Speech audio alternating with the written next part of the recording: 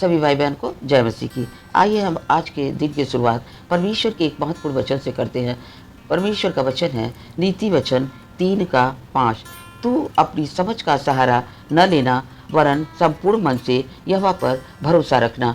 यहाँ वचन में लिखा हुआ है, सुलेमान लिखता है, तू अपनी समझ का सहारा न लेना। जैसा आप सभी लोग जानते हैं कि सुलेमान दाऊद का पुत्र था और वह अत्यंत बुद्धिमान था। बड़ी छोटी उम्र में ही वह राजा बना, और जब वह राजा बना तब उसने परमेश्वर से ये प्रार्थना की कि हे प्रभु, मुझे बुद्धि और ज्ञान से भरिए ताकि मैं प्रजा को अच्छी तरह शासन कर सकूं और प्रजा का अच्छी तरह न्याय कर सकूं।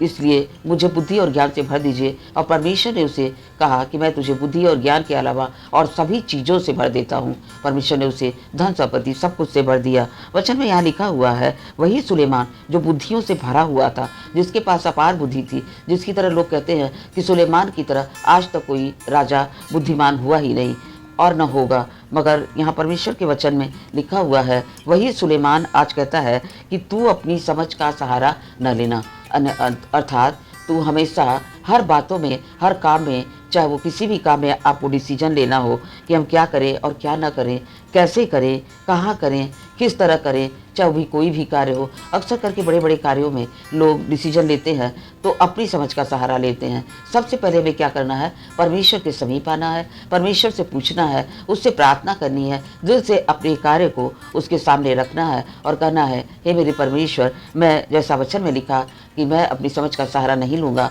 बल्कि मैं आप पर भरोसा करूंगा। इस तरह कहते हुए आप संपूर्ण मन से यहोवा से प्रार्थना करें। और लिखा है, वरन संपूर्ण मन से यहोवा पर भरोसा रखना।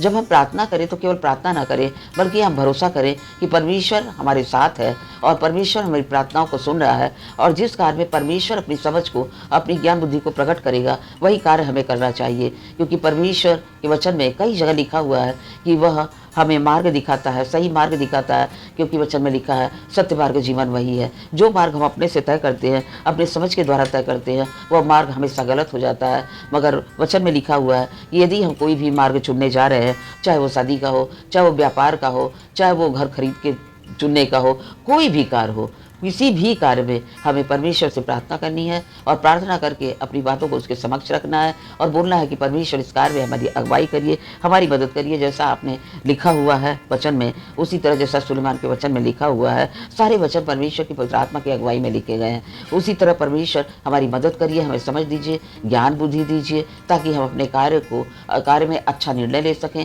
और अच्छी तरह अपने कार्य को कर सकें। परमेश्वर इस वचन के द्वारा आप सभी लोगों को बहुतायत से आशीष दे। सबको जय मसीह की।